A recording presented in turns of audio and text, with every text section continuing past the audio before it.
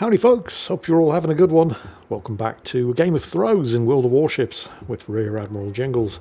Do you remember in the last World of Warships video, which was also an episode of a game of throws, where I said at the beginning this might be the worst throw I'd seen all year? Well, at the time it was. But it didn't take long for something worse to come along. 3 days. And we already have the new worst throw of 2024. This, in the Russian Tier 10 cruiser, although it's really just a destroyer on crack, the Smolensk, is sinks boats for food, who you probably know better as Flambas. Yes, it is once again the great Flambino, and somebody in chat on the enemy team is asking him if he does anything else for food, and he's in there, quick as a flash, only flams.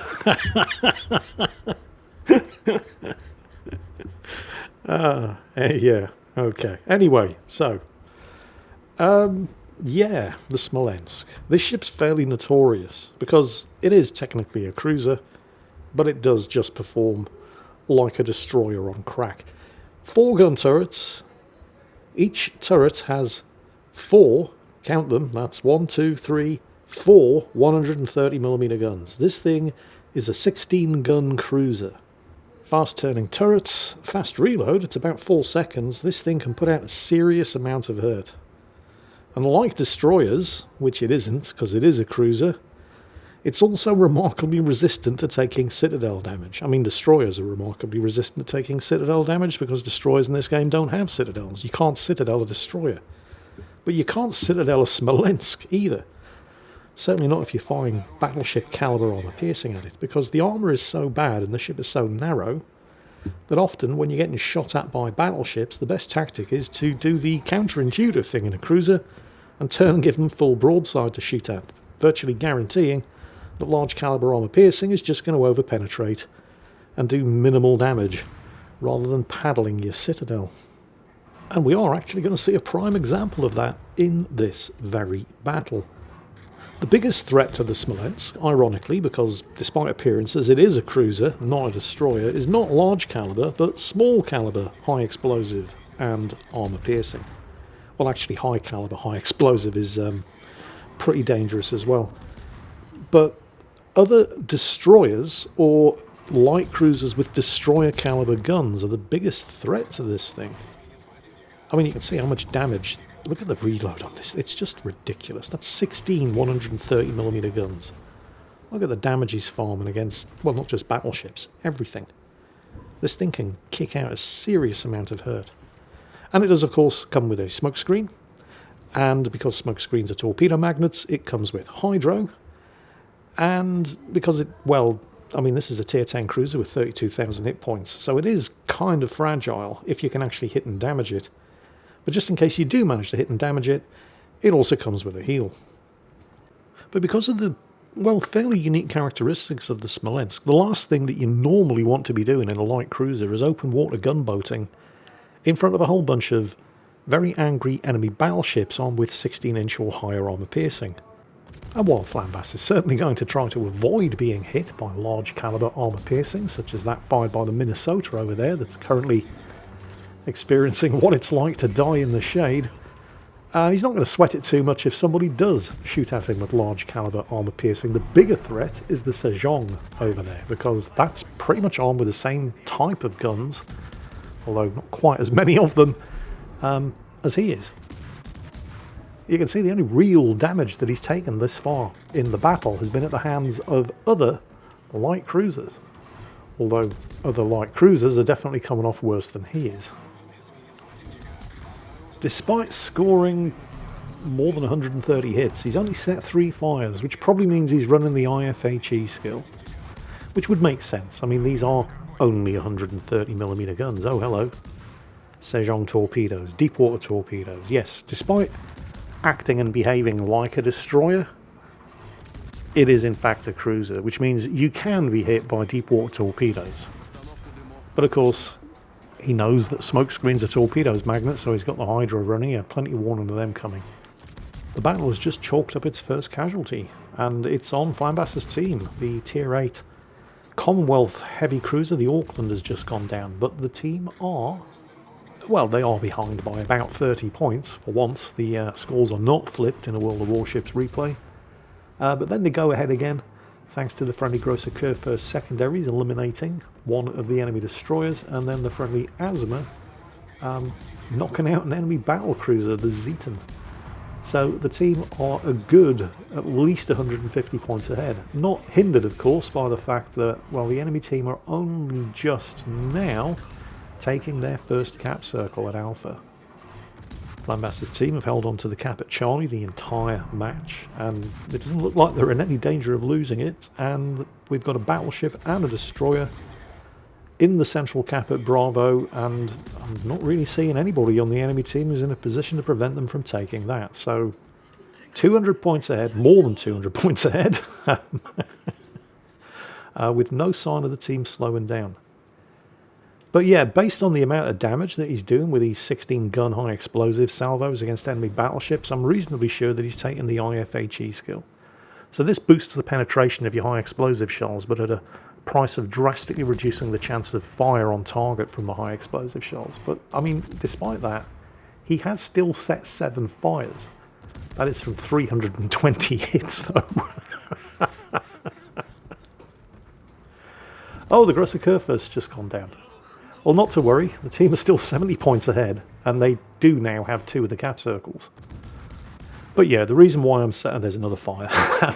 But the reason why I'm saying I'm reasonably sure he's taken the IFHE skill, and there's another fire, a double fire, it's despite the relatively low number of fires. I mean, 9, but that's from more than 300 shots. And that's the trade-off when you take the IFHE skill. Reduced chance of actually setting fire with your high explosive shells. But these are just 130mm guns on a tier 10 cruiser. And the overwhelming majority of battleships that you're going to want to be farming damage on at tier 10 are going to have a minimum of 32mm of armour plating, and you can't penetrate that with 130mm HE unless you take the IFHE skill.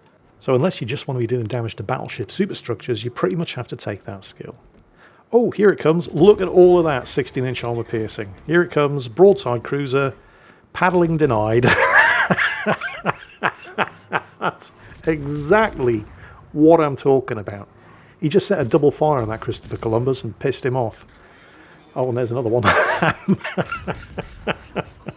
And he's probably just pissed him off an awful lot more, because generally, broadside cruiser, full salvo of 16-inch armour piercing results in deleted cruiser, but not the Smolensk. The armour's too thin, the ship is too narrow, the shells just pass right through before they've even had a chance to arm. That is going to be one extremely upset enemy battleship player.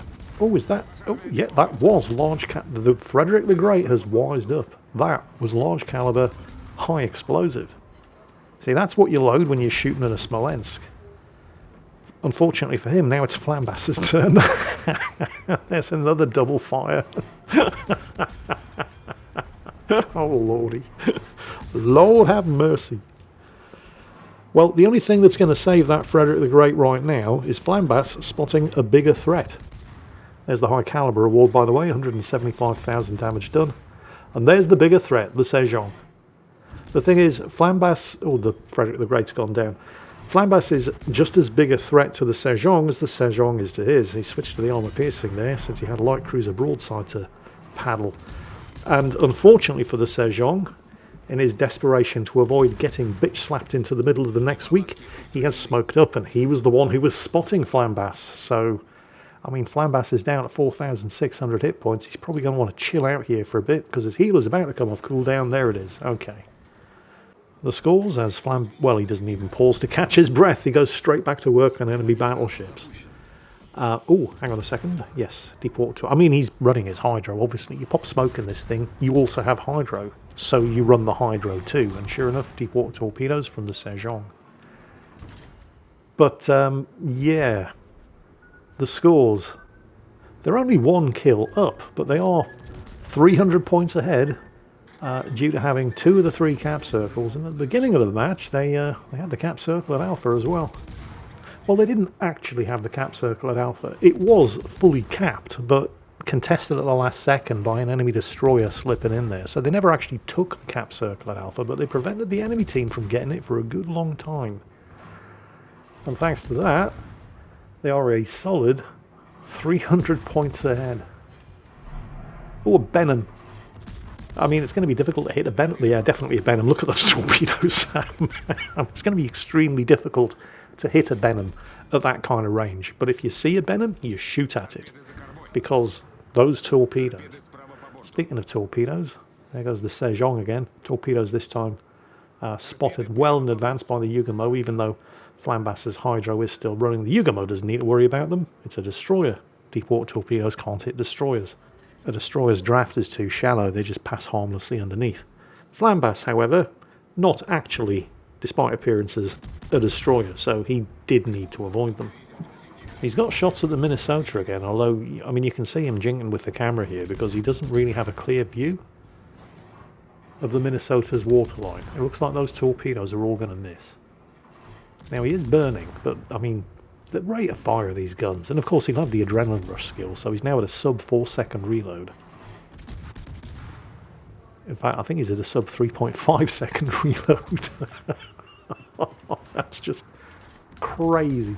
559 shots. Well, more than that, 559 hits. The Minnesota has gone down, killed by the Hawk. The team are now more than 400, they're about 450 points ahead. They're nearly 500 points ahead.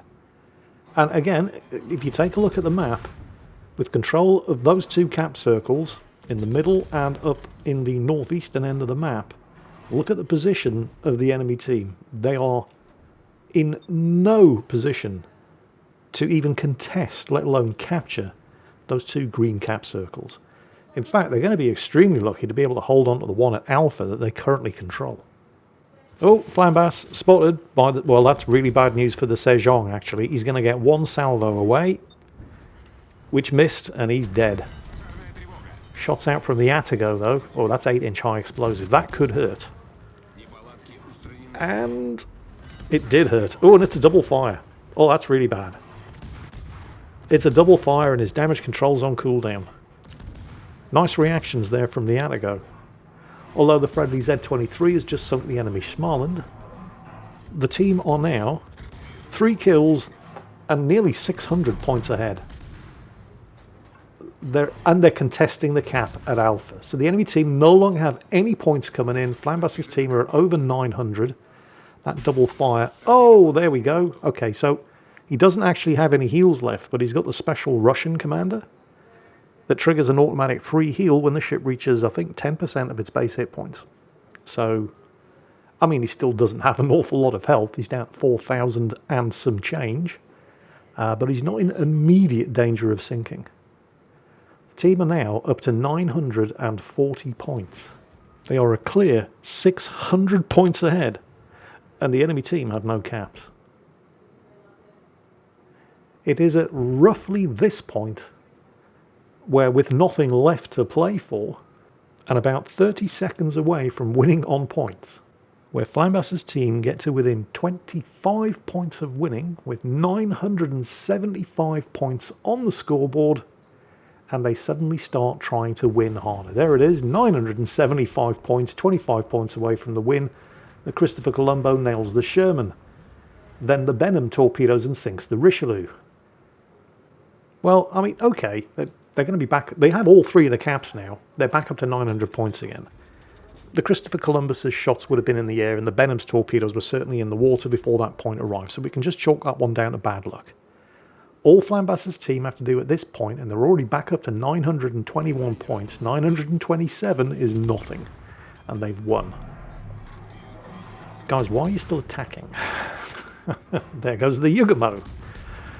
Back down to 900 points. But, I mean, you know, it's alright. They still have a 500-point lead. Just take the win. You can't really blame the Yugamo. He got surprise ambushed by the Benham. But in the process, he did get his torpedoes away, and they did sink the Anhalt. So, back up to 970 points with 3 cap circles. 900 nearly 980. Yeah, they're 15 points away from winning. Less than 10 seconds away from game over. 997 points, 3 points away from the win. And then somehow a destroyer managed to get itself spotted and sunk by a battleship. And it's not the only one. Gearing, what the hell are you doing? Oh. That was a blind shot into the smoke from the Atago. The Gearing, he didn't even have torpedoes ready, gets himself killed by the Cassard while charging the Christopher Columbus. Okay, these two guys, look, you still have a 300, nearly 400 point lead. The Carl Johan has almost all of his health. Him and the Hawk, why are you sailing towards the enemy? The Hawk in particular, it's just a tier 8 battle cruiser. It's got terrible armour, and there's a Christopher Columbus on the enemy team. Oh, and the Atago just, well, I mean, you know, why not shoot at a thinly armoured battle cruiser with 8-inch high explosive? The Carl Johan unloads a high explosive salvo. That is, you know, understandable. There are 2 destroyers on the enemy team, which are probably the bigger threat to him, so he preloaded the HE just in case. But it's the large caliber armour piercing salvo from the Christopher Columbus that I think the Hawk should probably be more concerned about. Oh dear. Okay, Carl Johan. Look, it's not terrible. You still have 2 cap circles. You're the last one left alive in the team, but you have almost all of your health, and you're back up to more than 900 points. So just get out of there. Although, no, keep turning. Don't sail broadside onto a smoke screen. What is wrong with you? Are you new here? Why are you slowing down? What the actual fuck am I watching? Oh, look at that. Torpedoes from the very obvious smoke screen. Who could possibly have seen that one coming? 3 points away from winning. Multiple kills, multiple cap circles, and more than 600 points ahead, and they just had to keep trying to win harder, didn't they? I mean, you could say that Flambas was guilty of that himself as well, but, well, he was in a smokescreen. You know, nobody was shooting at him until the Atago did. When it was 23 or possibly 27 points away from winning, and the Atago lined up a perfect blind shot. That was the clutch moment in this game. I mean, there were several clutch moments in this game, but the Atago nailing that blind shot on Flambas is probably what decided it. Beyond, you know, Flambas's team all trying to win harder. But if the Atago hadn't gotten him, they would have probably, despite his team's best attempts to snatch defeat from the jaws of victory, they would have probably still won that. But he did line up the perfect blind shot, and he did kill him, and so I kind of have to say the enemy team deserved to win that one. So shout out to the Atago for the clutch blind shot that arguably won the battle. But you also kind of have to give it up to the Christopher Columbus there, with also more than 2,000 base XP, 4 kills, and most of those achieved by om-nom-nomming on dipshit destroyers who didn't have the sense to not get close enough to get spotted by a battleship of all things. But, well, what can I say? That's the way the cookie crumbles. And that is, beyond any shadow of a doubt, the worst throw that I have seen this year. I mean, 3 points away from winning. 600, more than nearly 700 points ahead. And they still somehow managed to contrive a way to snatch defeat from the jaws of victory. Hope you all enjoyed it. And as always, take care. And I'll catch you next time.